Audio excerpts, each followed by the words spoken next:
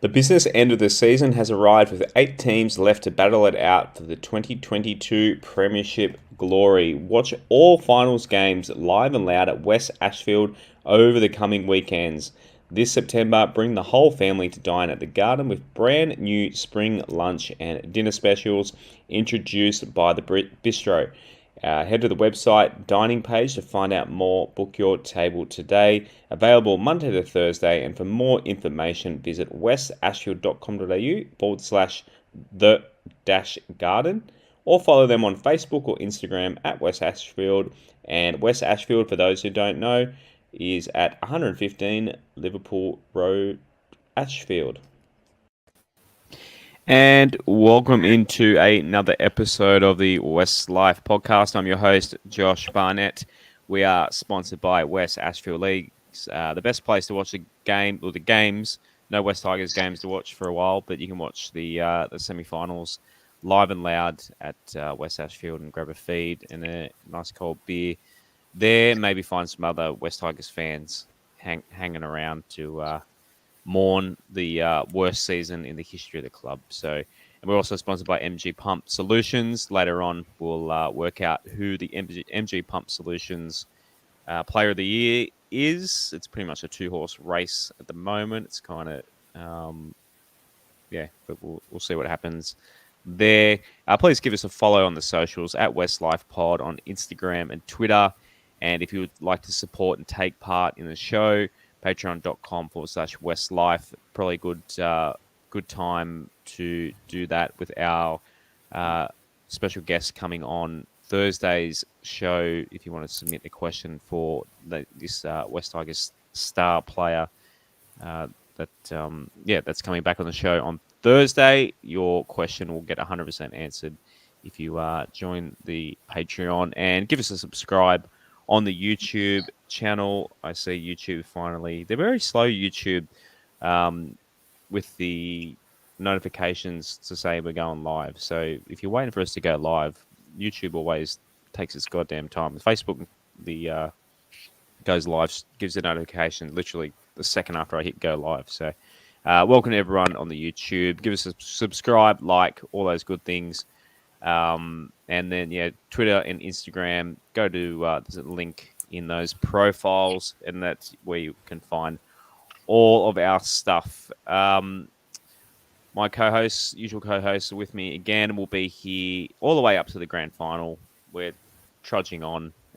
We'll find things to talk about, and like tonight, we'll get to the back half of the player ratings that you guys did for us. But so plenty to talk about. I'm sure plenty of news will drop. The West Tigers, even though we're not playing rugby league, I'm sure we'll be amongst plenty of media, and we'll try and do as many interviews and stuff that the club will allow us to do. So plenty to go in this show for a few more weeks yet. And joining us from he's gotten back home after driving all the way to Sydney for that shit fest yesterday.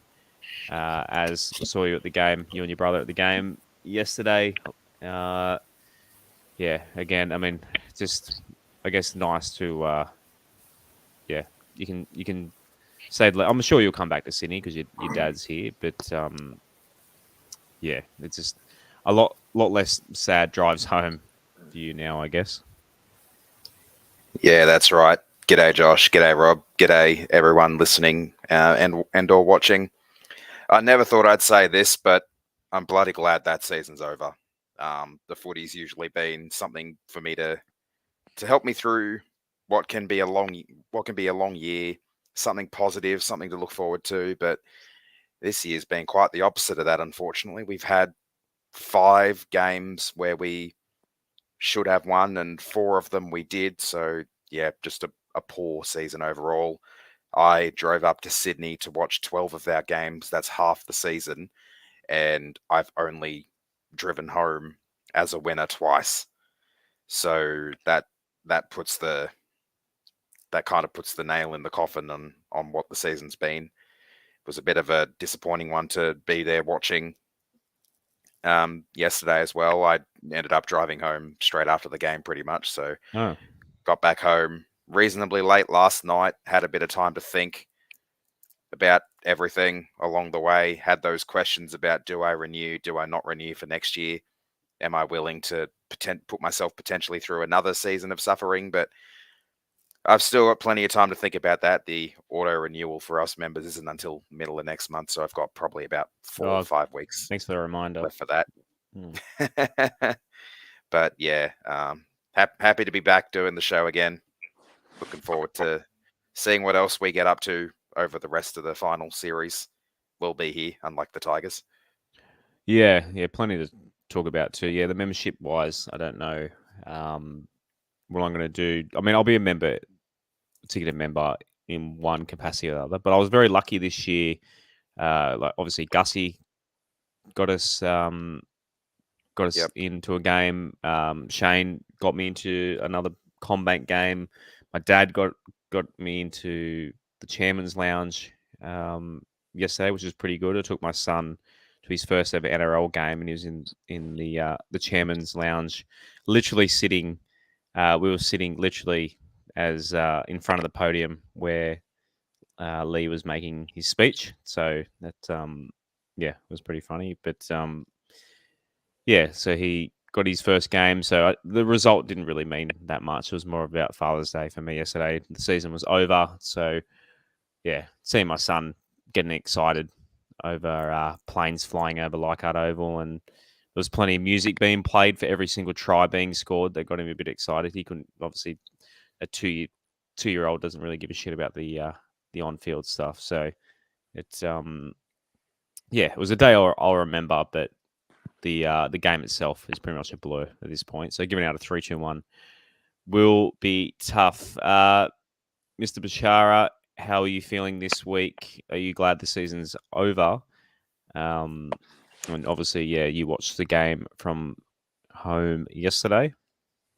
Yeah, I'm certainly glad it's over, Josh. G'day, by the way, and hi, Aaron, and hi, all the listeners out there, and to all the dads out there. Happy Father's Day massacre for yesterday. I hope you all enjoyed your day. Look, it was just a terrible watch. I sat there expecting it. To be brutally honest, the only time I fired up at the TV and hurled abuse was when I saw the chairman and the incumbent coach on the price. Other than that, I just sat there passively. It's not the wooden spoon, guys. It's just the way our season was handled. I don't know, like I'm so bitter and I have an unhealthy anger towards the leaders of our club and how this year's been treated, and the fact that it was over basically at the end of May, and then moving forward a few steps after, missing out on Serraldo and all that, the fact that Sheens was named and then didn't man up and take responsibility of what was needed for this club. We've just had to sit as supporters and suffer, and it's just not fair. I mean, you guys, good on you for going out to the game. I had the opportunity to go to the game, and I said, I'm not wasting my time with it. I'll sit in the comfort at home. I'm not feeling 100%, but I knew what was going to happen. We were undersized in the forwards. We're undersized in the backs. You knew it was just a face-saving mission, and it was just another training run. And as Sheens has put it, it was another punch in the face that we're just meant to accept. And I never thought we'd get lower than the wooden spoon. This is lower than the wooden spoon, and I don't even know if we've reached our bottom, Josh. It's just bitterly disappointing. I think a lot of it's self-inflicted. I don't have any hatred or pain towards the players. I love the team. I love the players. I just can't believe the lack of leadership and the amount of mistakes our leaders have done, and the fact that we don't have any say in it, and all this bitterness and hatred that I've got towards our leaders. And I'm telling you, it's genuine. If I saw them face to face, I'd tell them to their face, and I'd even do something stupid and take a swing at them. It's fueled by the love of our club and the passion we've got to be successful. And when we continuously make dumb decision after dumb decision and our hands are tied, you go into games now thinking we don't even have a chance of winning. There's not even Fortress Leichhardt. It's just sheer stupidity. And the most experienced man in the club just washed his hands of this situation. It was like being the captain of the Titanic. It was sinking, and he left everyone on the ship and jumped on the life raft and said, I'll worry about next year. It's just absolutely pathetic. I want apologies. I want resignations. And I'm not going to be a dumb supporter that just says she'll be right and everything will be right in a year or 2 years or 5 years. I will just watch my Tigers that I love with less passion, with less enthusiasm, and just not get hurt by it anymore, because we've been mentally trained to accept this lack of mediocrity. We've been conditioned now to just accept shit, and it'll be right in 3 years or 5 years. Our leaders know nothing. They know absolutely nothing, and it shows with our worst season in 22 years. So I'm just more disappointed that we had no chance from May. We literally had, it was just like watching a slow death of a loved one. So, look, it's over now. Anything can happen next year, but, look, I did a little bit of homework, Josh. We haven't made the finals for 11 years. I looked up the last 11 previous wooden spooners. Only one of them made the semi-finals the next year, which was Parramatta. I think it was wooden spooners in 18, made the finals in 19. Okay, Yeah. other than that, it's very hard to make the finals the following year. Now, like I said, anything can happen, and you could win the premiership. I'm not saying it can't. The Roosters did it. Yeah, well, it might. The Roosters might have done it prior to the 11 years. I'm not sure. Yeah, it was late.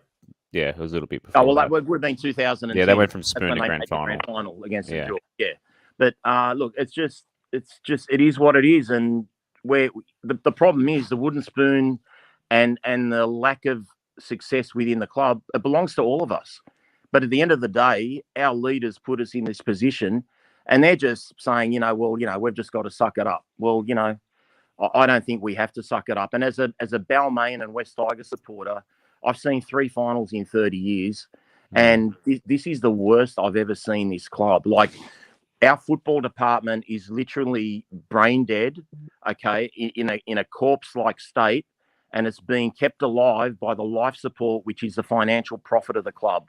But we are basically fucked, Josh. We are so fucked, and we're going to have these same stupid, incapable leaders trotting out their shit again. Oh, we've got 25,000 members in 2023, and we've got West Tigers DNA, and we've got this, and we've got that, and blah, blah, blah, and blah, blah, blah. And it'll be the same old shit, Josh. And I just have no faith in this club anymore.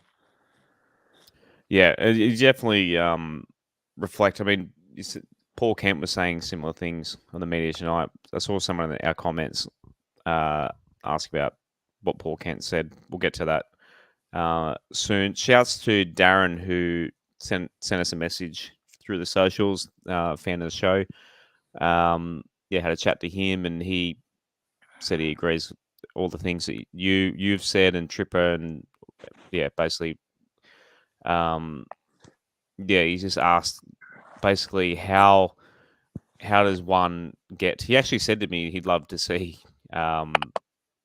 you or Tripper on the board, Rob, but like how does that happen? But as you said in the past, it's and look, from the people I was chatting to as well, by the sounds of it, the board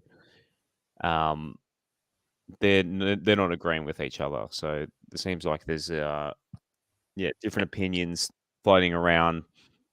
Like the Adam Dewakey situation, I'm kind of scared that he's going to go. Although a lot of the fan base has turned on him as well over the past few weeks. But it's in shambles. Absolutely, that's putting it lightly. The other game for lower grades on the weekend, our Jersey Fleet boys bounced out first week of the finals. They lost 26-22 to the Dragons. So 2 weeks in a row, they lost to the Dragons. So their season is finished, and obviously New South Wales Cup finished up last week, and our girls won the comp earlier in the season. Righto, so on to this game. We won't touch on it. I know a lot of people will say, do we have to talk about this game? We won't harp on it too much. But obviously the big thing, the big stat that I brought up, 46 missed tackles. So the Raiders had 42 sets, I believe. So a missed tackle every single set.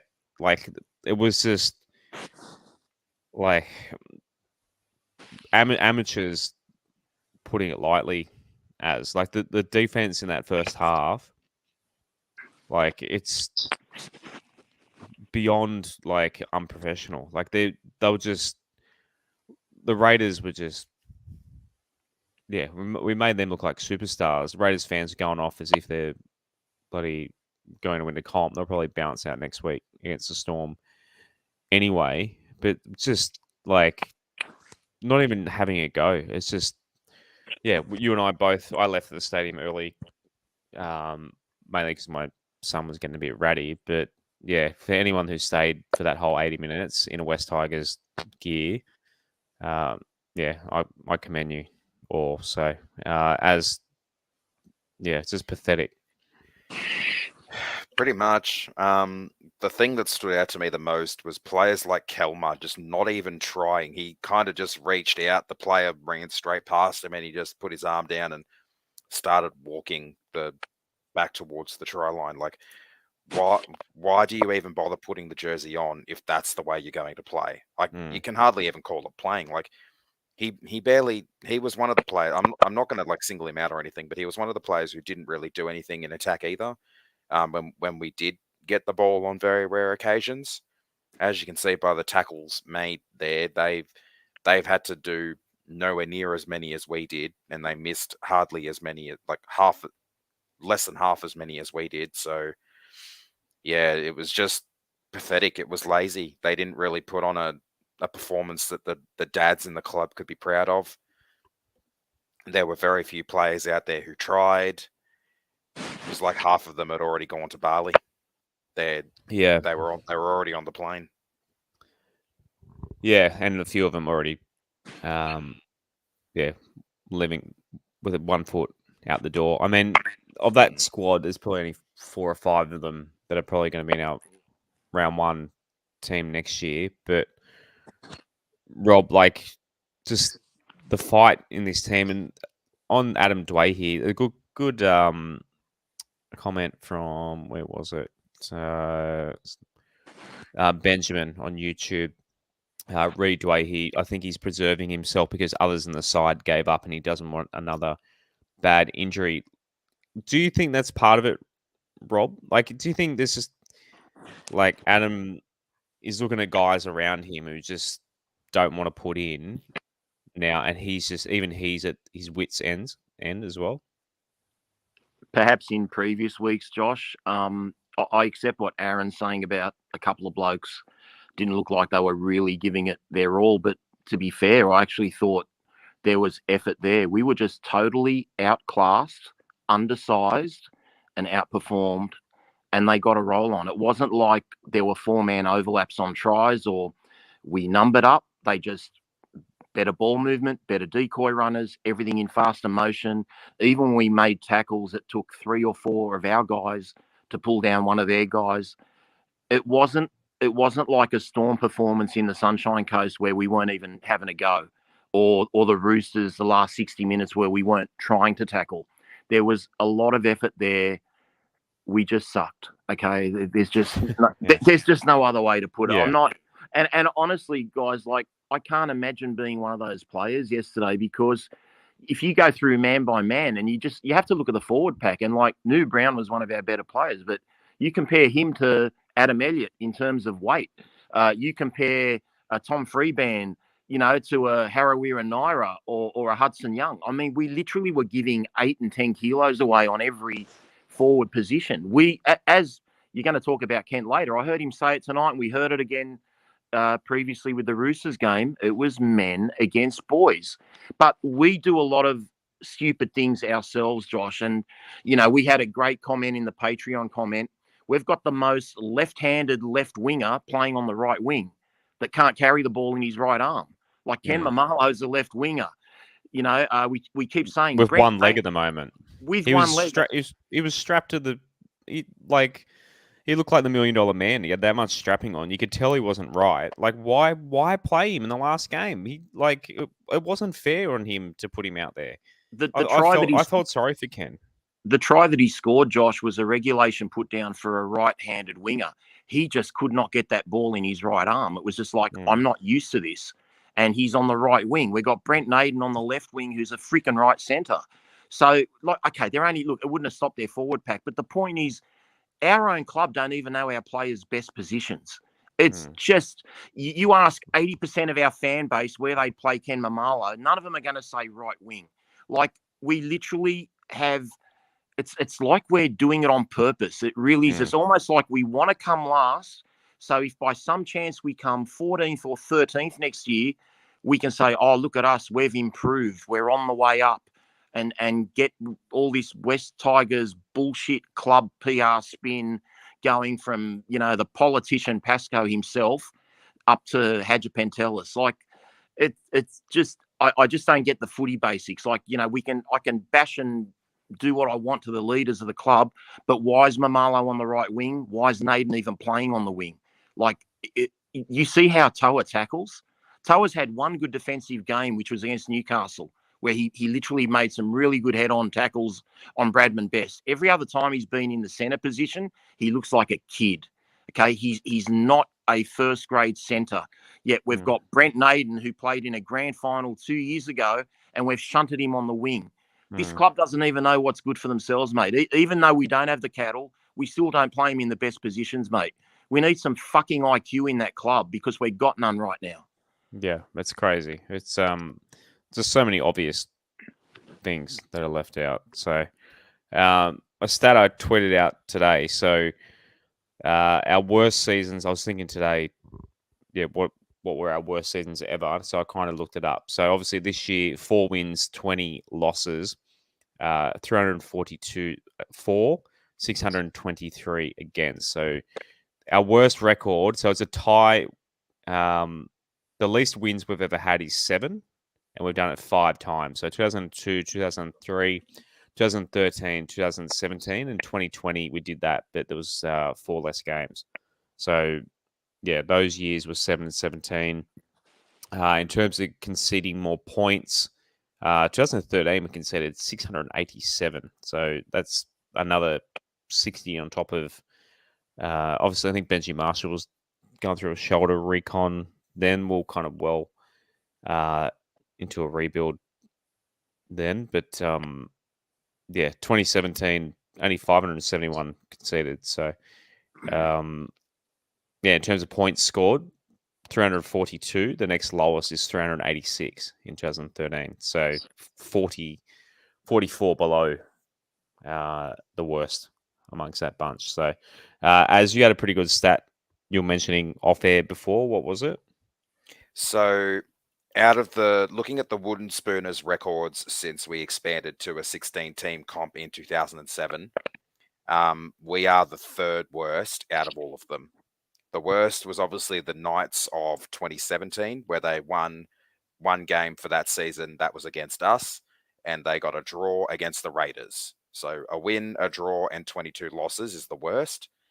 The Dogs of last year, 3 wins, 21 losses. And then us this year, 4 wins, 20 losses. The next worst after this year is the Titans of, I think it was 2019, where they finished the season and their differential was about 40 points better than what we finished with this year. And Josh, another stat just to add to your worst seasons ever, we finished 13th last year, but that was our worst year for conceding points with all the rule changes and everything. In 2021, we conceded 714 points in 24 games, which is atrocious. Yeah. Yeah, when last year, the bubble and everything, there's a few excuses there, but this year it was just a write-off, letting players go and players play for other clubs. Like, it just reminds me of tanking in American sports, but there's no draft picks. So, yeah. And according to Pasco, it's too late to spend any of the money. So, yeah, as Rob says, yeah, just baffling. To turn it around, I still think we'll be better next year, based purely on the amount of talent that was injured this year. So your Stephs, your Jackson, Adam missed half the year. Sean's coming back. Tommy Talau's coming back. Like, there's a lot of talent, and a lot of guys that we've hammered for not being up to it this year, who will just will sink back to second grade. So yeah, I feel like, I'm not saying we'll be a top 8 side, but we can't be this bad. Like, this is just literally, and we had games. How many games can you count that refereeing decisions could have switched? And yes, we should have been good enough to not have one decision cost us, but the Luch, I'd say 4 not giving games. a try. If Dane, in the same game, if Dane Laurie catches the ball off the grubber kick against the Warriors, there's that win. Obviously, the Cowboys, everyone knows we won that game. There's multiple, 7 wins, 7 or 8 wins was probably possible with this squad. But and you know what the sad thing is, Josh? Like, normally the wooden spoon winning club can say, okay, there's only one way to go from here, and that's up. But next year, with the 17th team coming in, it's quite possible that, well, if we get the spoon again, we're even worse, because we're not 16th, we're 17th. So it's the 1 year you can't confidently say the only way from here is up, because you can go further down next year.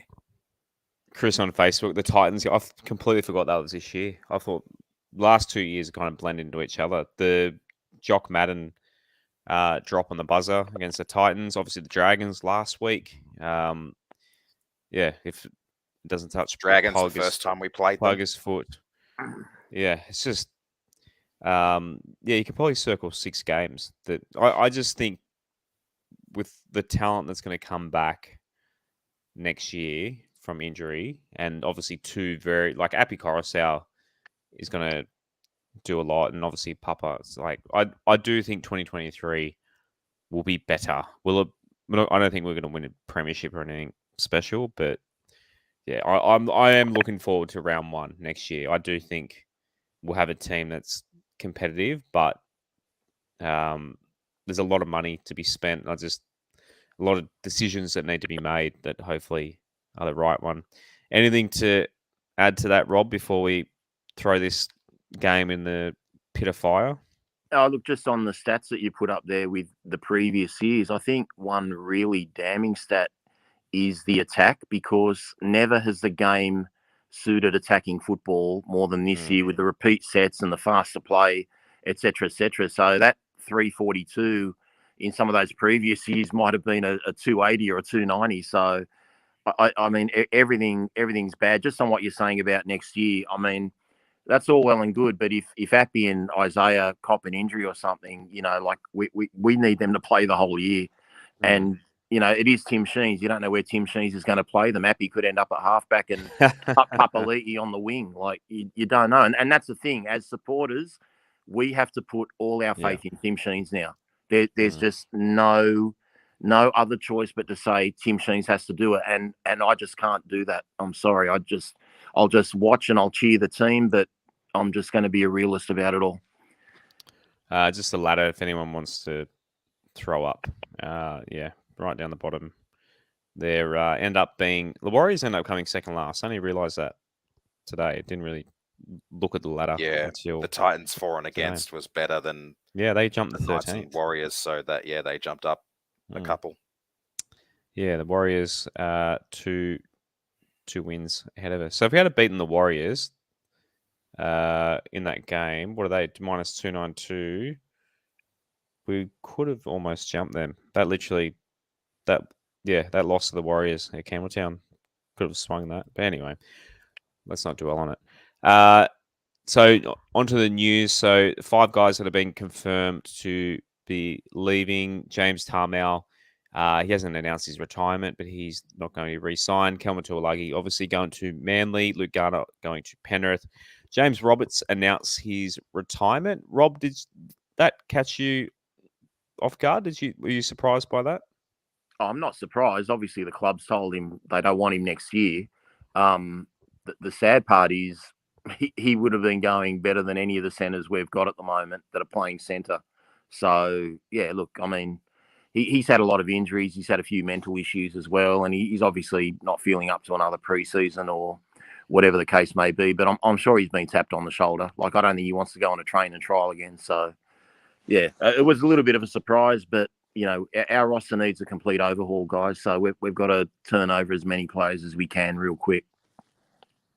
And Jock Madden, more than likely, off to the Penrith Panthers. I'm pretty sure it's a done deal at this point. So, yeah, Ivan Cleary will probably turn him into a superstar.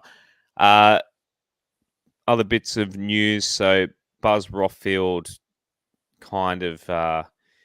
look, I hate to have to agree with him, Rob, but it's pretty similar to what you've been saying. So basically, the headline on Fox Sports: completely invisible, Sheen's Benji torched as Tigers caretaker handed horrible hospital pass. So basically, he feels sorry for Brett Kamali. So he said, "I tell you, I'm disappointed with Tim Sheens and Benji Marshall.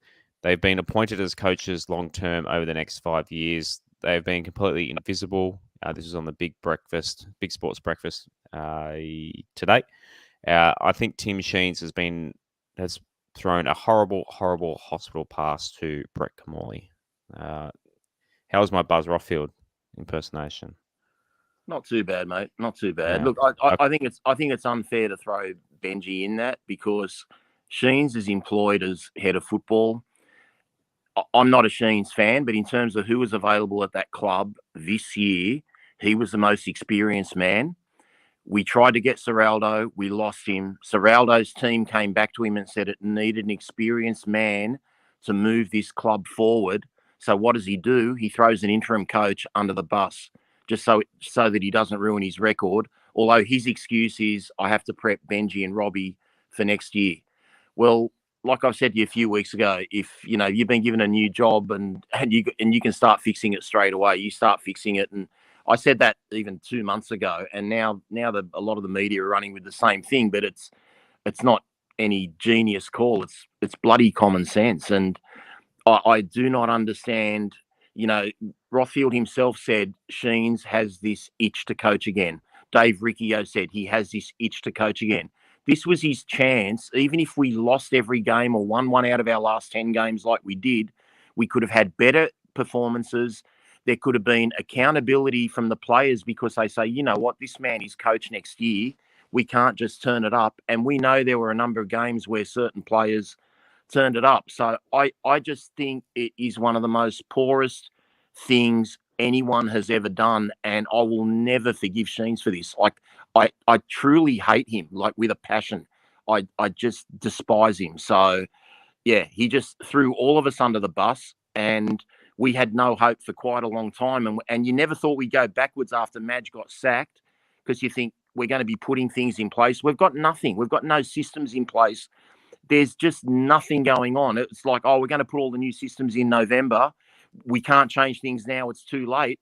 What would have been the harm in changing it? Would we have had worse losses than 72-6 or whatever yesterday was, 56-12 or whatever the frick it was? Like, it couldn't have been any worse. And we could have at least, tried some things this year that if they didn't work, we don't have to experiment with them next year. It's just mind-boggling, Josh. And this is what happens when you have dum-dums. And just in case they're listening, I want to repeat it clearly: dum-dums like Hadjipentelis and Pascoe, that they don't know what they're doing. They should have been telling Sheens, mate, get in there. We need your help now. How stupid are they to just say, oh, we'll leave everything up to Tim Sheens and let him run away from his responsibility? It's just awful, mate. It's absolutely awful. And I don't know. I just don't know anymore, Josh. I'm sick of fucking bashing these dickheads. They're just so fucking stupid. It's beyond comprehension. It's absolutely beyond comprehension. And they wonder why I get the shits. I love my team, and you guys are fucking destroying it, and you destroy my passion for watching the game with my family. Like, it's just, thank fuck this year's over. And I hope the three of them just fuck off or meet a cement truck in the off season. Our next news story is probably not going to, help you calm down at all there, Rob. But Leichhardt Oval set to close as Tigers boss hands down $50 million ultimatum. So Lee, we obviously, if you haven't heard our chat with Darcy Byrne last Thursday about this whole Leichhardt Oval situation, check it out. That was a great chat with Darcy. So Lee said, unless there is money spent on that facility, obviously talking about Leichhardt, unless there is an upgrade to bring it into the 21st century, then by the end of 2023, there will be no further elite sports played there. That means the West Tigers would suffer. All our supporters and fans would suffer. There's a relatively simple solution. It is $50 million. I don't put a lot of faith in what politicians tell us, particularly around election time. So I think you might find there's a change of heart either just before or just after the election. If they can find $450 million for Penrith and $830 million for the Roosters, I'm sure they can find $50 million for the Tigers. Rob, I know you just went on a bit of a rant against this guy, but how do you read what Lee's saying here for our beloved Leichhardt Oval?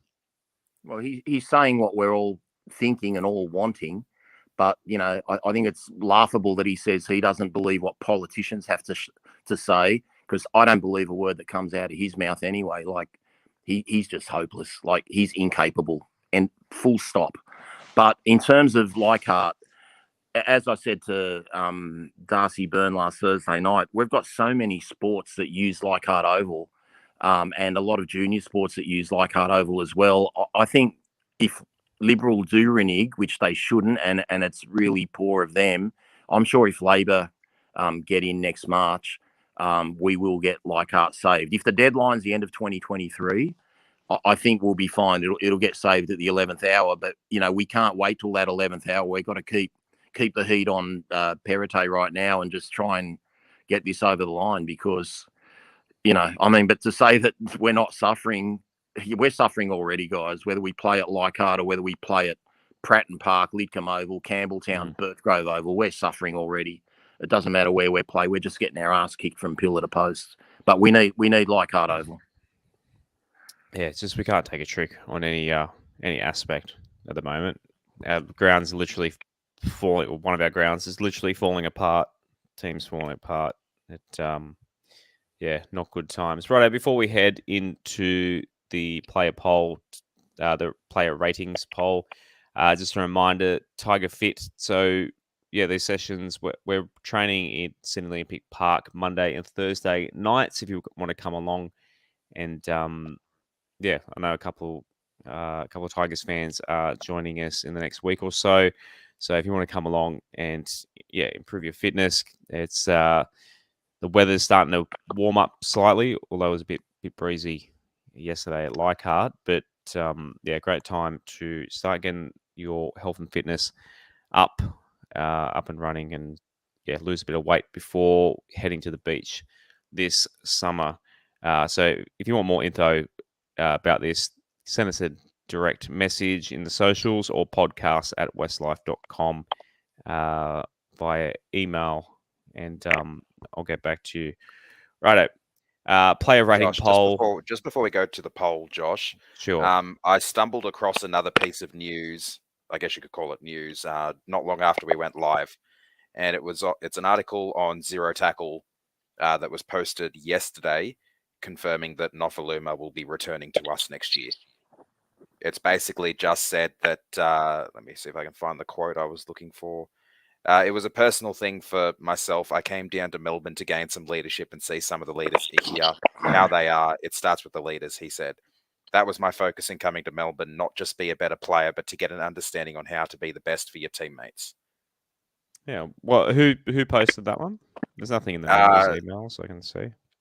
No. So it's just on Zero Tackle, the website. It was okay. posted by Scott Pride, their editor, yesterday, actually while our game was on, and I've just stumbled across it as we went live. Okay, we'll see what happens. He has supposedly confirmed that he's returning to us next year. Okay, well, he's under contract, so I guess what else is he going to say? Righto, first player. I have got comments for everyone. I didn't bother asking for comments. Oliver Gildart, 2.6. He's obviously playing for the Roosters in the semi-finals. Now, Rob, what were your thoughts on Ollie Gildart? I feel like, it was a bit tough being thrown in the fire of NRL with us. Do you think he could come back to us and be a first grade player next year? I don't think we have the right people to develop players that have ability into great players. I truly believe that. I think Oliver Gildart's got good feet. He's got good hands. We've seen him make a few line breaks earlier in the year where he took the wrong option, didn't know what to do there. He can tackle, but he just can't read a defensive situation. So he'd often take the wrong man, jam in too early, or stay out, or just make the wrong read. So for example, if he stayed in the Rooster system for a year or two, I think he could be a great player. Pardon my voice, it's just going on me. But yeah, I don't think he'll come back a better player. And from what I've heard, once Oliver Gildart got dropped from the first grade team, he felt quite isolated, quite lonely. There was no care factor from within the club for him. There was no one trying to improve his game. And that's coming from his camp. So I think his time at the West Tigers, he hasn't enjoyed. I don't expect him back, and I don't expect him to recommend anyone to go to the West Tigers as well. As anything to add on Gildart?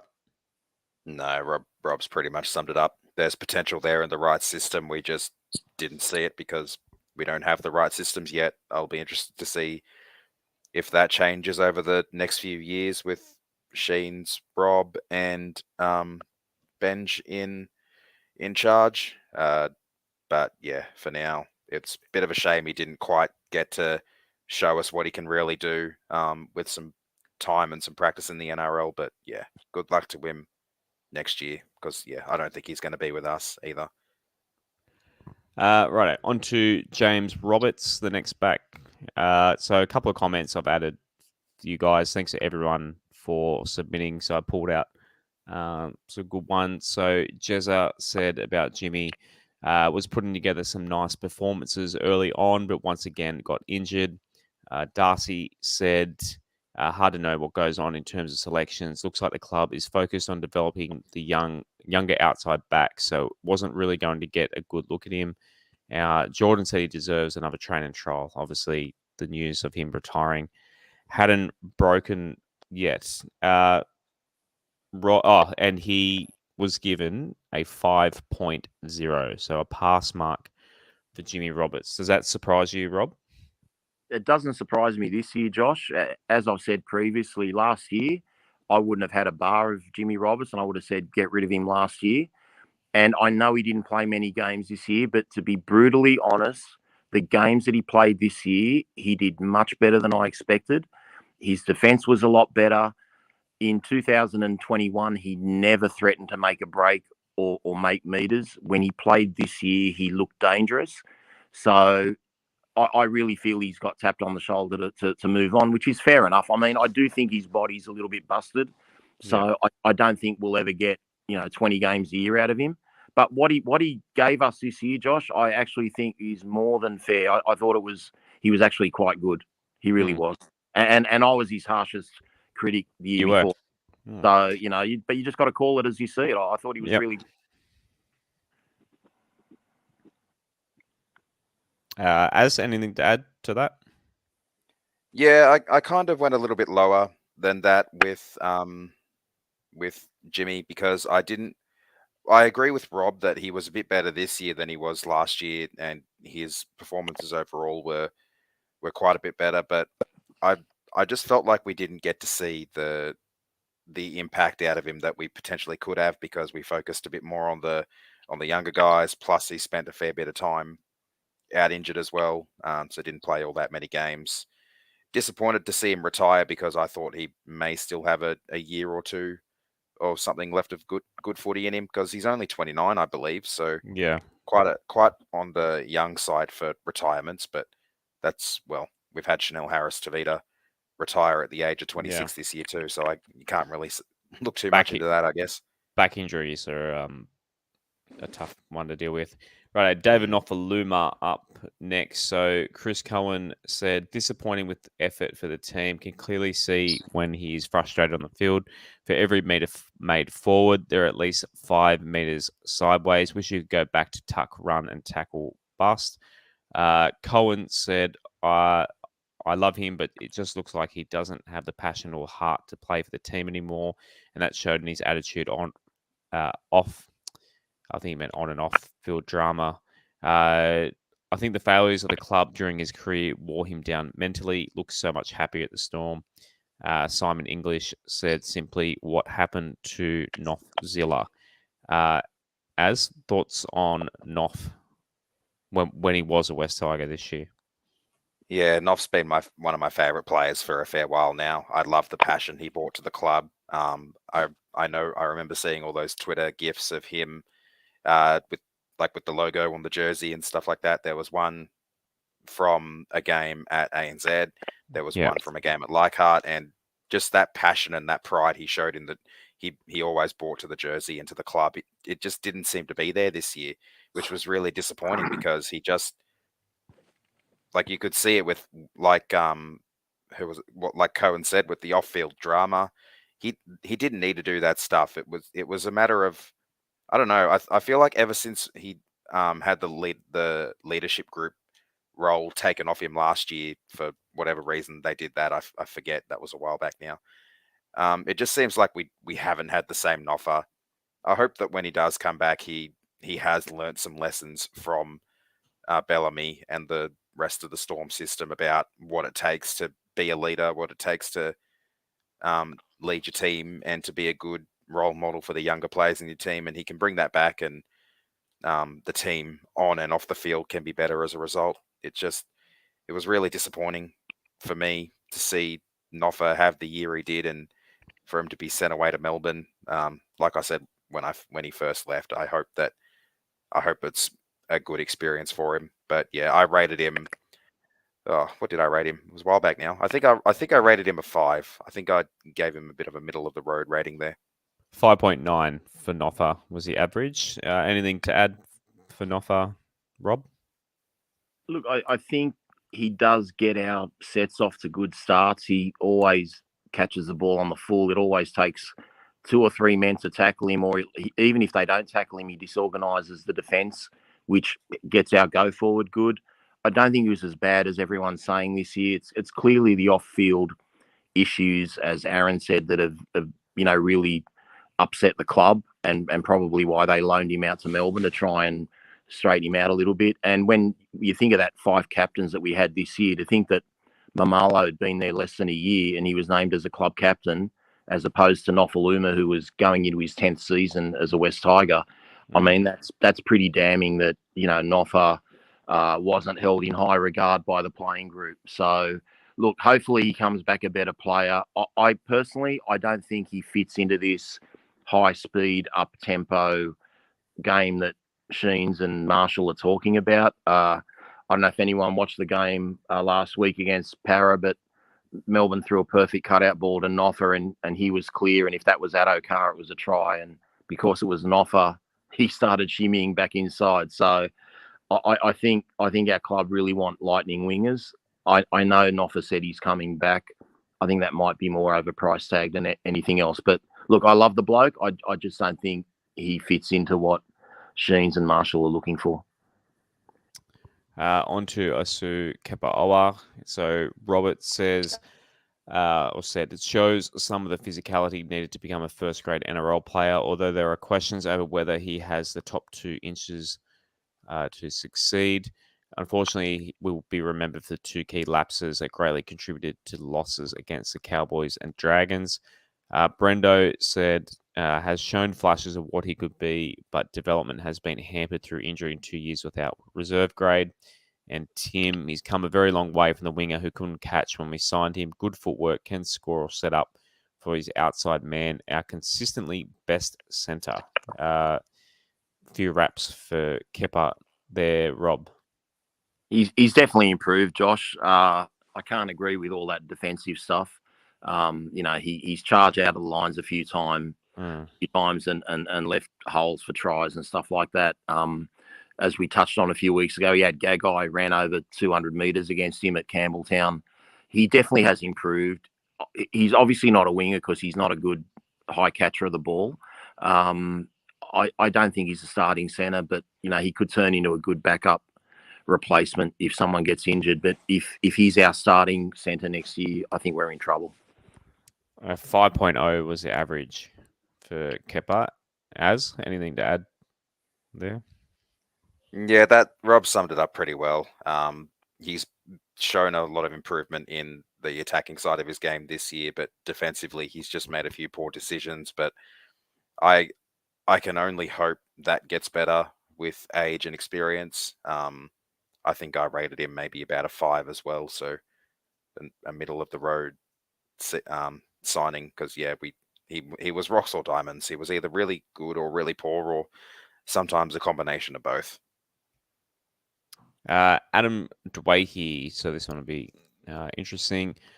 Joey Luke, he's one of our Patreons, but I still don't know how to pronounce your name properly. Sorry, Joey.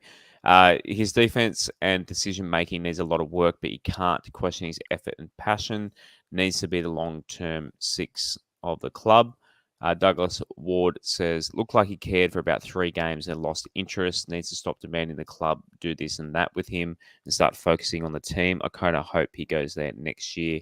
I kind of hope he goes next year. He doesn't want to be there. And then David said, continues to grow and be our focal point. Need him more than anyone else next season. As pretty much the opposite ends of the scale for Adam. West Tigers fans seem to be, this guy should be our captain, and others are like, don't even want him in the team. It's crazy, like the split. Apparently, within the club, his defense is worrying the our management, and that's why he hasn't been offered a deal yet. But look, I stand by. I think Adam Dewakey should be our 6 going forward. But what did you rate him this year as? Yeah, I gave Adam a 7. I kind of wanted to give him higher, but we didn't see enough of him through the season. Obviously, he was still coming back from that ACL. I think it was an ACL and an MCL Rico for most of the first half of the season. They delayed him a little bit just to make sure he was getting it right. And then when he came back, he didn't really set the world on fire until about 4 or 5 games in. But he was definitely one of our better players once he came back. Yeah, his defense could use some work, but with a half, I don't really expect. I probably should expect more out of them defensively, but the plays in the halves, they're often like witches' hats. The forwards target them, and it makes it really hard for them to hang on if they don't get the support from the rest of the forward pack around them. I agree with you. I think he definitely needs to be our 6 next year. He'll look a lot better after a full off season. And just on the mixed opinions there, I feel like similar with Brooks. He's praised to high heaven when he has a brilliant game. He's tossed over the coals when he has a poor one. And then there are some people where, just like Brooks, if he has a great game but he makes one or two mistakes, then some people are just going to focus on those. So it's a bit of a shame that he's in that same sort of boat as Brooksy has been in his time at the club. But yeah, I'm looking forward to seeing what Adam can do next season with a full off-season or full pre-season behind him. Rob, thoughts on Adam's season? Yeah, look, of those three comments, obviously, agree with probably the top and bottom one more, like especially, Joey Lowlash. Look, as Aaron said, we expect too much out of him. If he misses a tackle, we're going to remember that more than anything. People aren't going to remember, his great pass to Dane Laurie on the weekend, for example. So, look, I think he's at the moment, obviously with Jacko out, I still think even with Jacko there, he's probably our best player, Dewakey, but that, I accept that other people will say Hastings is a better player. But we expect our best players to be at their best every week, no matter what's around them. And I think that's quite unfair. Like, Dewakey's not going to look real flash if, Josh, Aaron and Rob are his outside men. You know what I mean? So sometimes he's got to try. He runs the ball a little bit too much, and you think, why did he run? Why didn't he try and create or whatever? But I just don't think he's got the troops around him, and he'd be a great player in a better quality team. And that's why we need to get some quality, and we need to get some weapons around him, because right now, like if you look at that team on Sunday, when you're playing the West Tigers, you're saying, righto, make sure you mark Dewakey. Just keep an eye out on where Laurie's floating. And if Kelmer decides to run the ball, watch out where Tuolungi is. And there's basically, you don't have to worry about anyone else, because we've just got a pop gun attack. Where next year, if the defence is starting to think, shit, is Appy going to run? Where's Papali'i? We get another couple of other names. Jacko's there, Dewakey's there, Laurie's there, Bamalo's there. You start thinking, well, hang on, these guys can produce from other areas in the park. But right now, he's just like literally holding up the flag on his own. And he has come back from the knee Rico, which, we don't want to keep harping on, but I think it's only his 8th game or something, 7th or 8th game is starting 5'8". So I'm just glad he saw the season out. I hope he had a great preseason. I hope he'd like to stay with the club. If the Tigers find a better 5'8", so be it. I like Adam Dewakey. I love the fact that he loves the club and he wants to stay there. So I'm the sort of guy that wants to keep, I'm loyal to the people that love the club. Okay, so I'd rather keep Adam Dewakey than get a better 5'8", but that's just me. But whatever happens, I think Adam Dewakey will prove to be a great player in the future. 7.1 was his average. So, he's still, across those 100 people surveyed, he's obviously, still well rated. So our mid-season signing, Brent Naden, Chris Cohen said, has been our best back and actually offers a point of difference. His aggression and strength is a welcome change in our backline, and I think he will benefit with more support around him. Robert said, had some terrible Naden moments, the send-offs, knock-ons, running over the sidelines, but also probably some of his best NRL moments to date. Gavin Yang said, be good to see what he can do with the preseason with the boys under his belt. Rob, thoughts on Naden since coming through? Well, as I've said previously, Josh, on this podcast, I think the guy's great. I really think he's bought into wanting to be a West Tiger, which is the most important thing. I've never seen him give no effort. He had that brain fade where he stood over the sideline. I think it was against Brisbane or whoever it was. But look, I just think he's being played out of position. I don't understand this stupid decision to put him on the left wing. The guy's got a fantastic right foot step. He should be, and he's big and he's strong and he's fast and he can create havoc with the line. He doesn't need to be on the end of the line. He needs to be creating in the centres. So I just hope that some common sense, prevails amongst the leaders next year of the footy department, in Benji, Robbie and Sheens, and he plays right centre. There's just no reason for him to be on the wing. It's just a waste of talent. We've lost Az, so okay. Is he back? He's just popped back in. As we lost you there for a bit, but just talking about Brent Naden. Yeah, he was a pretty good mid-season signing. I remember the main thing a lot of people were questioning us signing him. I think Dogs fans in particular were saying it was a shit signing. We could have done so much better. Blah blah blah. But he came and played that first game at Leichhardt against the Dogs, and he looked really good. He was playing in the centres because he's a centre. We all know this. Um, I agree with Chris. Not Chris. Who was it? Robert, who's with some really really bad moments. Obviously, the send off against Manly, knock-ons, dropping the ball over the line a couple times. But most of those things have happened while he was a winger. Excluding the send off, obviously, because that's not related to it, like a try scoring play or something. But I am looking forward to seeing what he can do with a good preseason under his belt. Hopefully, we get him in the centres with no Jet there anymore, even though he hardly played there anyway. I do think he's got potential to be one of our centres going forward. I think I rated him a 6. It might have been. Not sure, but did I say what his average was yet? I don't think you did, Josh. 6.9 for NATO. Okay. So yeah, pretty good. Jock Madden. So on young Jock, Zachary Ball said he is really bad. He, in my opinion, has been given a great opportunity this year to snatch a first grade spot due to the injuries and suspensions in the halves, and he looks really bad. He's a clone of Luke Brooks, but without a strong running game. Anthony said, hard with Jock. I highly rate him, but the poor kid has been thrown in the deep end with no structure or consistency.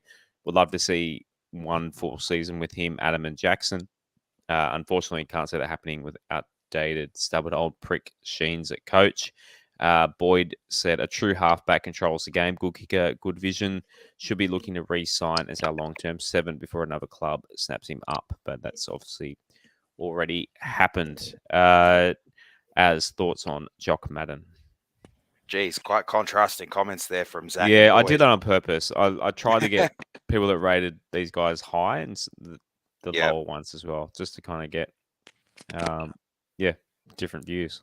See which opinion we agreed with more. I'm kind of more in the middle, along with Anthony. To be a really good 7, you've really got to have the forward pack leading the way, and the amount of times our forward pack this year have been monstered in the games he's played, there's been too many to count, really. So there's a limit to what the half can do in those sort of situations. I feel like a lot of his performances this year were better than Brooksy's, but obviously we have a lot more pressure on Brooksy as a supporter base. So there hasn't been anywhere near as much pressure on Jock. I'm disappointed to see him go.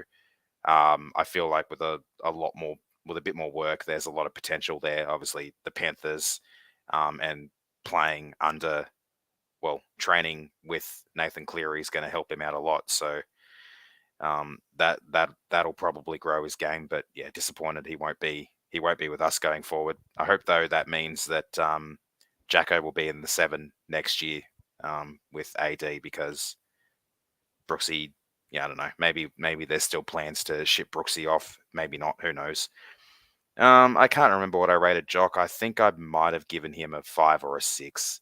It was a while ago, so I can't exactly remember a lot of my scores I've given the players. But it was another. I've done it with a lot of players. I feel like a bit of a middle of the range season. Yeah. Rocks and diamonds for a lot of them. So 5.4 was the average for Jock. What are your thoughts on Jock Madden, Rob? Yeah, Josh, I'm quite undecided where I sit with Jock. I'm actually surprised that he is leaving. He's only probably going to get 2 games a year at Penrith or 3 games a year whenever Ivan Cleary's playing Origin. The funny thing is, these 3 comments, at some stage this year, I've agreed with all 3. Yeah. and they're all so different. I think he would have been good to keep as a backup. Aaron makes a really good point in terms of, having a good forward pack around him. Potentially even having Jock defend with someone like Isaiah Papali'i next to him could kind of be, like a Tony Carroll to Darren Lockyer sort of thing, a bit of a mentor there, or just stiffen up his defence. Because we noticed yesterday, Madden and Garner weren't too bad in defence on that side. Like they really sort of did a job on Harawira and Naira. So I don't know. I think with the right people around him, he could be a good halfback. He's probably a little bit undersized, but I think Luke Brooks is unfortunately going to be the starting 7 next year, and that's probably why we've said Jock isn't going to be there next year. But it's really weird the fact that Tim Sheen said we like Jock Madden, we think highly of him, we want him to stay, and yet we're being told he's not going to be with the club next year, but he hasn't officially signed with anyone else. So make of that what you will. Yeah, I have heard it's pretty much done deal at Penrith, so maybe it's in the cooling off period or something. Yeah, but Kenny Mamalo. So Jezza says, don't think I can fault him. Played on one leg most of the season. Barely noticed him when he was moved from the left wing. Might have had a few more crucial tries if he stayed there. Doreen Pan says, one of my favourites. Got to stop getting injuries. I'm sure he would if he had the choice. Paul says, is okay. Rarely shows interest or passion. Thoughts on Big Kenny, Rob? I can't agree with that bottom comment. Look, I know you guys will probably disagree with me, but he's my player of the year. I have loved everything this guy has done. I know there was a game or two earlier in the year. It might have been the Cronulla game or even one earlier than that where he looked a bit lethargic, but after round 5, he was an absolute beast. He ran the ball harder than any forward we've got. His finishing on the left wing was exceptional. The amount of meters he gained, he just bought into wanting to be a West Tiger. And yeah, I just loved everything he did, guys. And the fact that he played busted just makes his performances even better. So I couldn't fault him. I think he was the highest rated player that I gave, and I think I rated him an 8. But I don't think I rated anyone higher than an 8 in the whole club. But because I don't think anyone was worthy of a 9 or a 10. But to me, Ken Mamalo was our best all year. 7.4 for Kenny. Yeah, I rated him. It was either a 7 or an 8. It was one of those two. I definitely don't agree with Paul's comment. He showed interest and passion a lot more than some other players, like Kelmer, for example, did. So he occasionally ran the ball as a forward. Some of the meter numbers he pulled out this season in some games were almost as good as a forward, and that was on the wing, sometimes on one leg. Yeah, he was one. He wasn't our best. He probably could have been if he played more games and spent a little bit less time injured. I will give Rob that. But yeah, definitely one of our better players for the season. If definitely in our top 5, if not our top 3. Just looking at the stats from yesterday, he had 44 post-contact meters, which is only Fanua Pole had more, and he was on one leg. Yeah, how many did Kelmer have? Kelmer had 34. Yeah, okay. Yeah, I'm actually going to go look up who had more post-contact meters this year. Now I'm curious. Well, yeah, talk through the next he had player. 11 runs for 125 meters, and yeah, and he literally should have been almost looked like he should have been on crutches. So, yeah, did I say score yet? I can't remember. Yeah, you did. Yeah, I think you said 7.4. Okay, so we'll move on to Stafford Toa. Ethan says on Stafford, has a lot of mistakes in him, but if he can play consistent, he can be good. Luckily, he's young. Darcy said, pretty decent first season with us, very agile and skillful, needs polishing and have to see what position is best for him. Just feel like our centres are a bit small and lack defensive steel. Good season, I'd say, though. And Patty said, a rocks and diamonds kind of year for Star. Great tackle buster and looks dangerous with the ball, but has errors in him and gets caught defensively. As you go first on Stafford. I found Stafford very tough to rate because he was used in every position in the backline. He was sort of our backline utility for the season. He filled in for Dane when Dane was out. He also had stints in the centre, stints on the wing.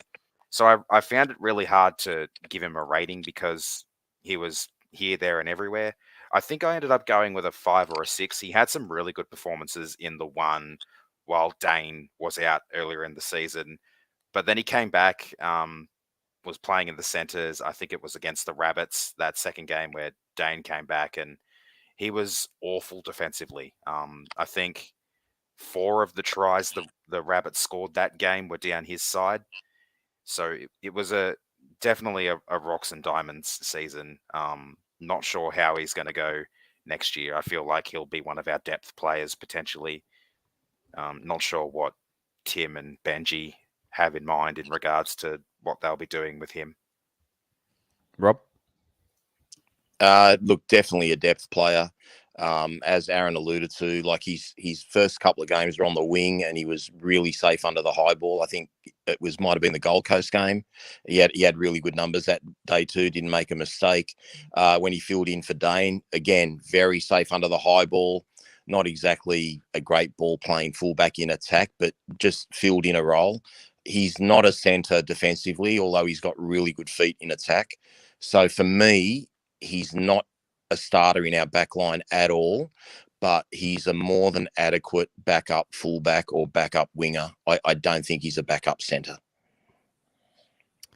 Good point from Nick. He should have had the game winner against the Cowboys. Yep. Yeah, that moment just completely forgotten. That's it's a good point. Again, did I say score 5.5 for Stafford Toa? I gave him a 5, I think. Yeah, I gave him a 5 as well. Junior Tupu, a bit of a tough one. I'm an R on whether to include him because he only played a handful of games. But Peter Dickinson said has done fairly well with limited opportunities. Fair chance he overtakes Toa eventually. Chris G, limited time. Looks like he's got some Benji-like moves on his feet. Could be dazzling in the future around a good pack and halves. And Byron said, see some good signs in the kid. For his age, he didn't shy away from the challenge, and that's commendable. Needs to improve in the air on defense and find his shoulder and not get caught too far inside. As he develops, he could be another Daniel Tupu. Rob, I think it's your go to go first. Look, he didn't get enough games. He's definitely very raw, but he's got a lot of talent. The thing that bothers me I know he's been injured the last couple of weeks, but the thing that bothered me is when there was a chance to play him, we went with either James Roberts, who's announced his retirement and wasn't wanted by the club, or we went with Luke Garner, who's going to Penrith, or we went with another name where, this was the perfect time to blood this kid as a centre or a winger when Kenny was injured. Just give him some game time. Like you can't go worse than losing by 60 points. If this is the way, if we're talking up this development path crap, okay, then act like you're actually going to follow it up. So the fact that we didn't play him as often as we should have, considering the injuries we had, considering Nofaluma left, etc., it's quite disappointing how he was handled by the club. Ads? Yeah, I found it really tough to rate Junior. He played 4 games. He was 18th man for another 4 games. Scored a couple tries, but absolutely underutilized. I feel like there is a lot of potential there with him. And like Rob said, we just didn't get to see it because he was always second or third behind other players who played in positions where maybe they shouldn't have been playing. Garner in the centres, for example, he was definitely one of our... He should have stayed in the second row. Junior could have easily filled in the centres in those games, even though we didn't see him until round 10. Is that because he was a development player this year? Was he on a development contract, or because I think he was or maybe not. He was a mid-season signing. An early season signing. I'm pretty sure. I think he was. We signed him at the end of last year. I'm pretty sure. Yeah. Aaron, okay. and I don't think he was limited on the number of first grade games he could play. Like he certainly played in the first. I think he was injured late in the year, but there was no confirmation over that. So he debuted against the Cowboys, and I know he got a run against Canterbury before he came off injured at Leichhardt. Yeah. I can't remember the other games, but he scored a spectacular try against the Cowboys. Like leapt for that bomb and scored the try. So I just don't get, like, just imagine him having had another 3 or 4 or 5 games more in first grade, instead of having to experiment with him next year and see what he's going to be like. Like, he was a better option than Toa at centre, and he was certainly a better option than Roberts. And don't get me wrong, like, Luke Garner played well, but as you said, Garner could have strengthened our pack and just given him a go in the forwards. I just don't get what this club is trying to do. 5.2 for Junior Tupu. The other 2 games he played, Rob, were against the Eels and the Panthers, those back-to-back ones in rounds 17 and 18. He was then 18th man rounds 20 and 21 and wasn't seen since. Yeah, I think I gave him a 4. Yeah, I don't think I gave him much because his sample space wasn't high enough. Mm-hmm. Like, you just can't give someone a 5 or a 6 when they've only played 4 games out of 25. We'll call him Harold Holt next year. No one knows where he went. Dane Laurie. So Joey got Joey back again. Good comment. A lot of good comments from Joey in this poll. I couldn't use all of them, but just to be fair. But he said started the year poorly and then had a blinder against Para. Got injured the next game against South and came back looking like how he started the year. He began playing well once Naden returned, but he needs to fix his defensive organisation and positioning to be an elite one. Kathy said, slow off the mark, and I still believe he's too small and caught out in goal line defence too often. Needs to stay off Instagram Live. And Kim said, the back end of this year, he has shown what he can do. Hopefully, with a settled spine next year, we will see him turn into a really good fullback. As thoughts on Dane Laurie's season? Once he stopped doing backflips on his scooter, he came out all right. He got off to a bit of a poor start, but then again, when you start 0-5, so did most of the rest of the team. That game against the Eels, he really showed us what he could do again. And then he got injured against the Rabbits, and after he came back from that injury, he took a little bit longer to warm back up again. But towards the end of the season, he started to become one of our better players, one of our more consistent players. He played pretty well on the weekend, just gone in what was a pretty poor team. And I remember saying in my comment on the survey, the moment that will live rent-free in my head forever will be his tackle on Gutherson against the Eels on Easter Monday. Yeah. That was a thing of beauty. Yeah, that was, great moment. Rob? Yeah, I agree with all those comments there. They're pretty much on the mark, even though some of them are slightly different. Definitely had a great back half of the year. The one thing that does bother me, even though he's playing really, really well, I still feel he's half a yard slower than last year. I could be totally wrong there. It's just how it looks on the eye. But he is a little bit undersized, would prefer a bigger fullback, etc., etc. I just hope his head is in the right space at the start of next year, because we can't afford him getting off to a slow start. He's a key member of our team.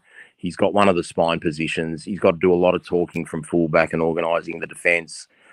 He's just got to get a lot more involved like he has in the last few weeks. But to be fair, he's probably been in our top 3 the last half dozen games that he's played. So definitely improved the back half of the year for sure. 6.4 for Dane Laurie. I gave him a 7, I think. I think I gave him a 6 or a 7. I can't remember. So around what the other 100 said. Lastly, but not leastly, well, in some eyes maybe, but Luke Brooks. Tim said his best is just what we need, but just doesn't get there often enough. A different Tim. I used there were 2 different Tims. I had to check that it wasn't the same Tim, but they both had good comments for Brooks. He had a few great games and came alive in the 6th role besides Hastings, but old issues recurring, still scapegoated regardless of performance. T Money said he plays for the jersey. Rob, thoughts on Brooksy's season? Yeah, it's a tough one, Josh. I'm not a fan of him as a game manager.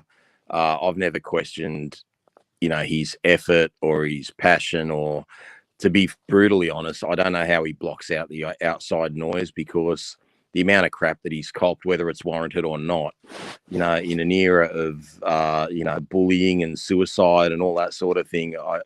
He's just amazing how he's handled it.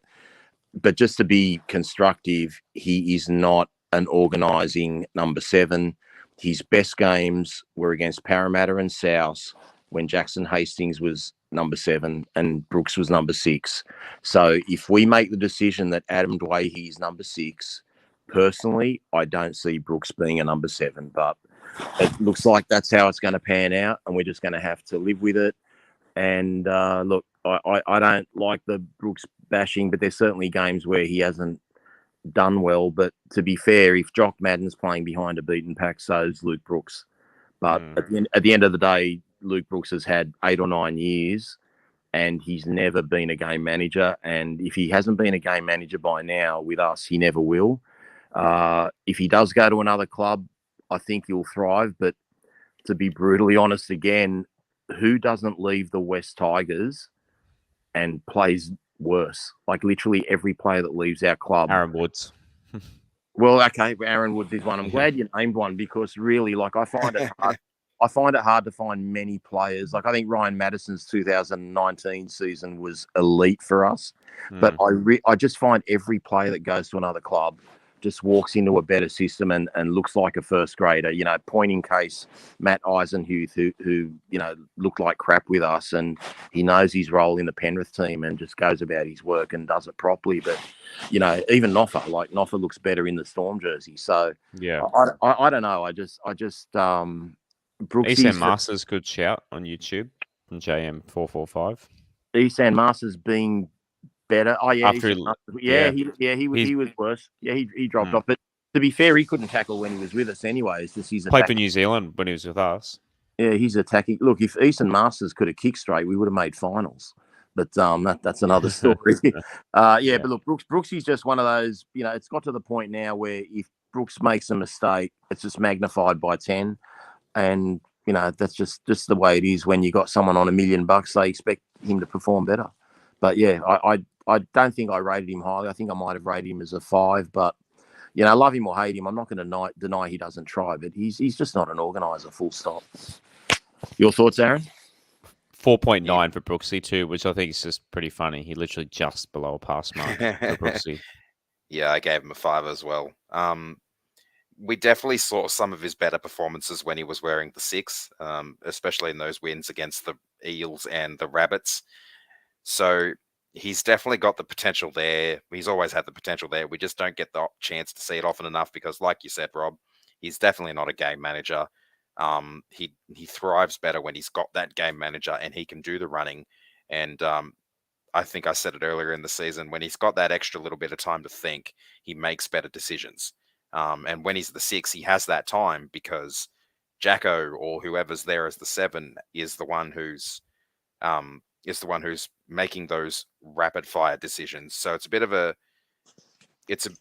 shame that we haven't really seen a lot of great Brooksy moments this year. We saw a few, but we've also seen some pretty poor ones. I think I remember round the second game against the Eels, the one at Accor Stadium. I think he kicked the ball out on the full 3 times. Was it, Josh? You were there. It was something along those lines where the pressure just gets to him a little bit and he crumbles under it.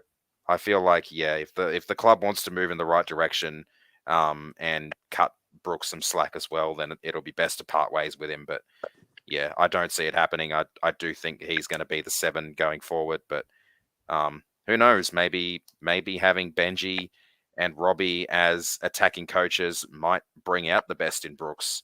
I'll be interested to see how he goes next year, particularly early season, especially if we see that Brooksy Dewakey halves combo with Jacko in 13. Luke on YouTube asked if we've done Hastings yet. I just realised I didn't make a page for Jacko. Of all the players I left out, for whatever reason, Jacko isn't on there. So Jackson Hastings, 8.3. I'll bring up a couple of comments live on this from the spreadsheet. Doing it live. Robert says, brought an intensity and a desire to win that the Tigers have been lacking for a long time.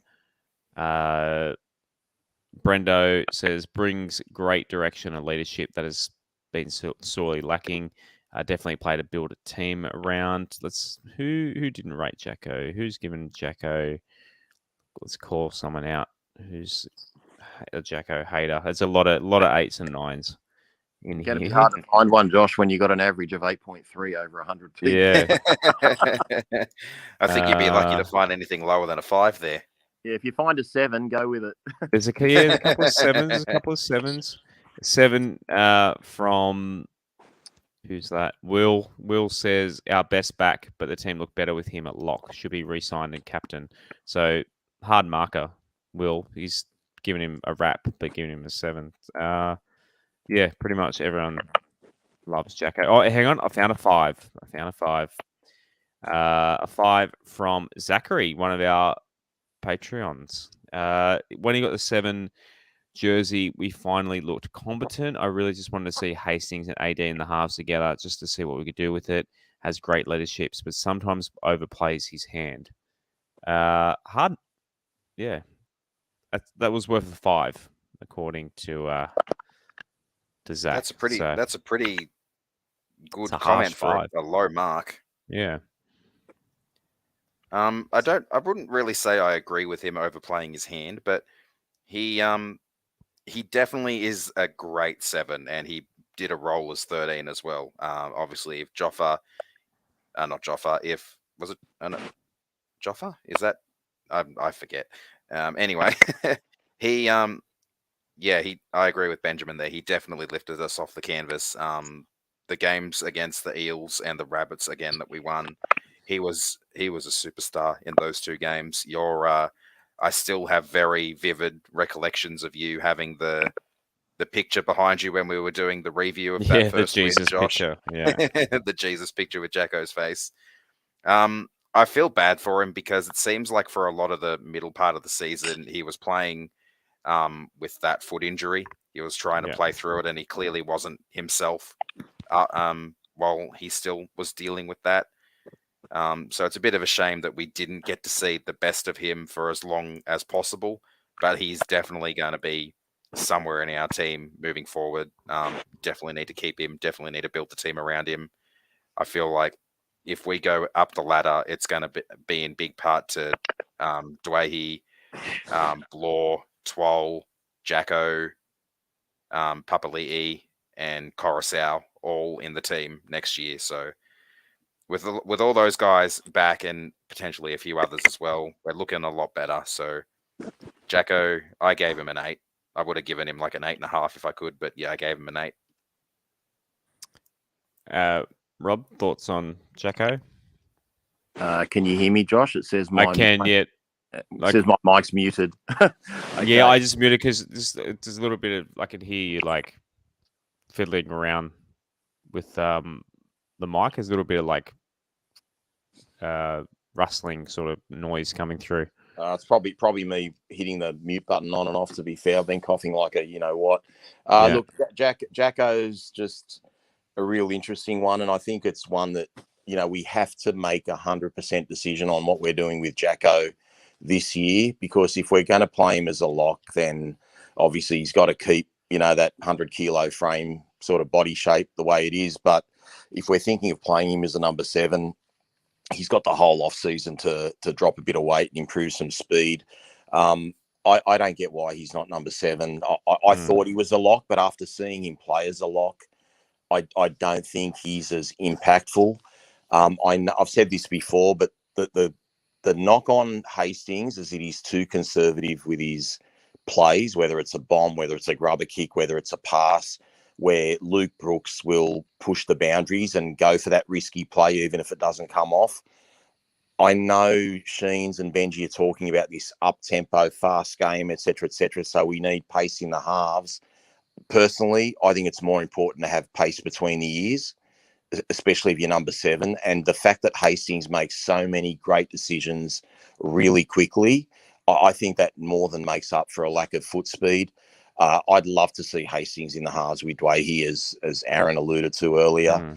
I just don't think we're going to get it, Josh. And I think the wear and tear on Jacko as a lock will kind of just hurt him a little bit. I'd really like to see him play as a half. I think if your two best players are in your spine, I think you go a long way to having a successful footy team and a team that'll be driven by both its halves. I don't think Luke Brooks is a big talker, and I'm not trying to be disrespectful to him. I just think Dewakey and Hastings just, the passion is right there to see from everyone.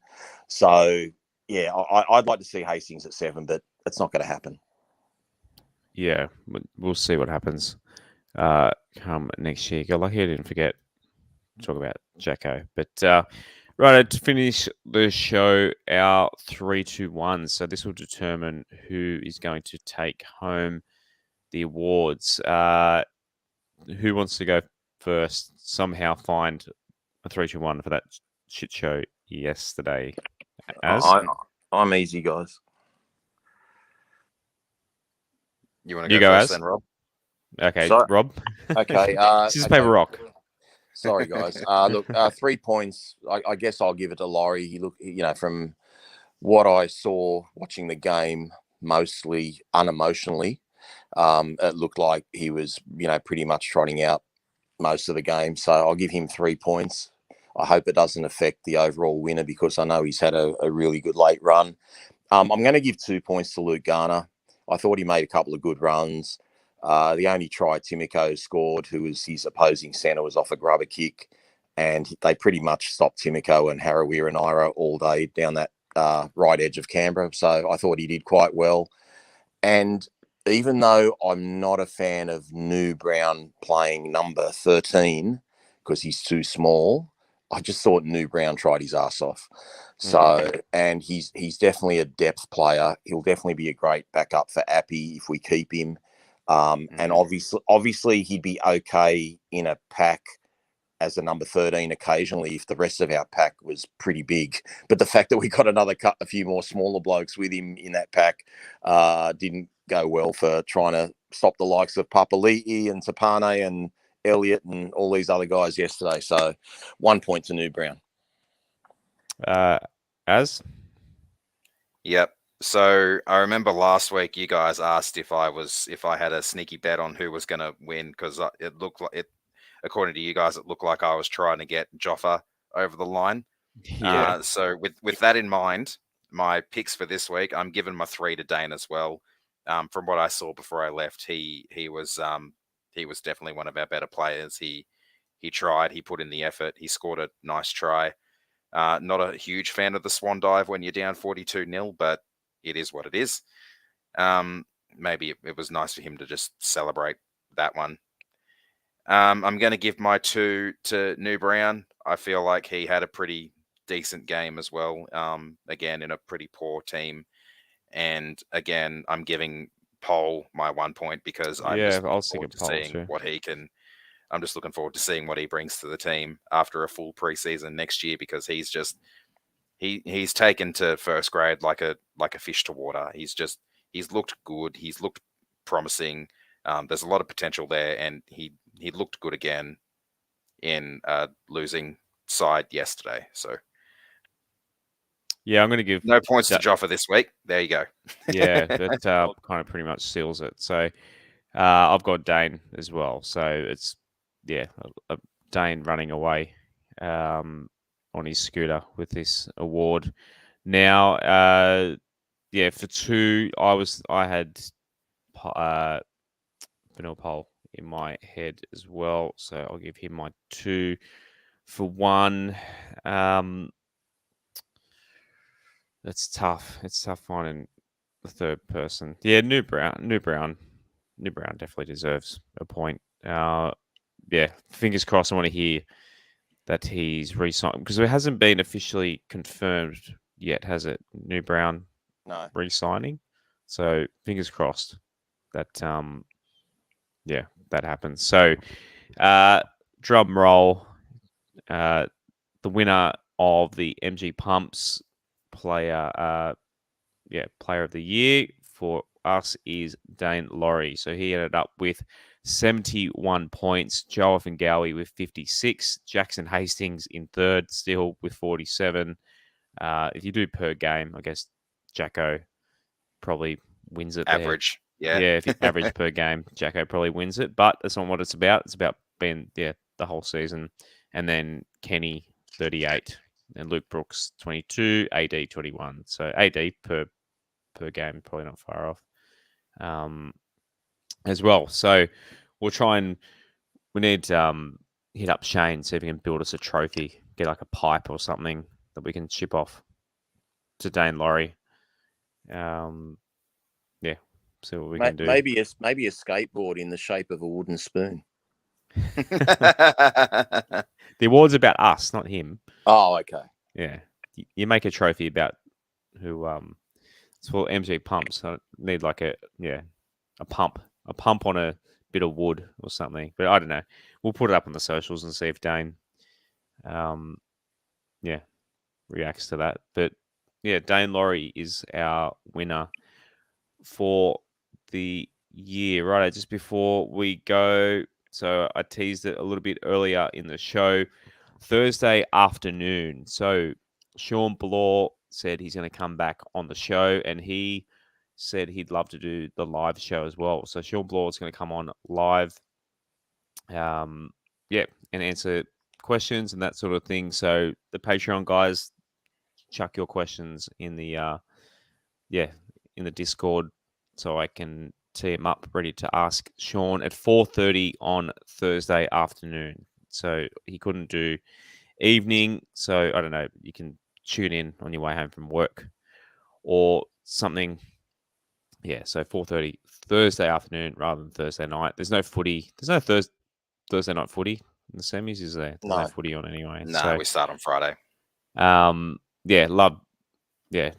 Popular guy. It's just such a down to earth kid. I say kid. He's like bloody 12 inches taller than me, and twice the size of me. But but really keen to get Sean back on the show, and hopefully, a couple more players in the off season. Hopefully, the club allows us. So, as I know you'll be at work on Thursday, Rob, you're going to join Sean and I on Thursday afternoon.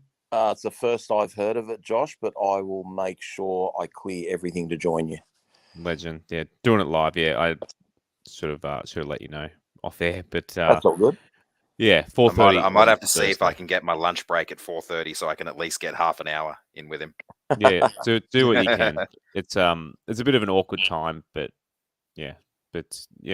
people commuting that time. So yeah, keen to hear how his year went in rehab. Plenty of good questions to ask. Ask him how he gets his arms so big, like in that photo. My God. But boys, we did it. We did a whole season.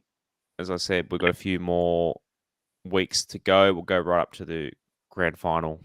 And then before we have a much earned break. And another season done and dusted. Leave it. You know how we finish every show, guys. Anything else before we wrap up, boys? Have I forgotten anything? Not at all, Josh. Not at all, mate. That's pretty much covered it.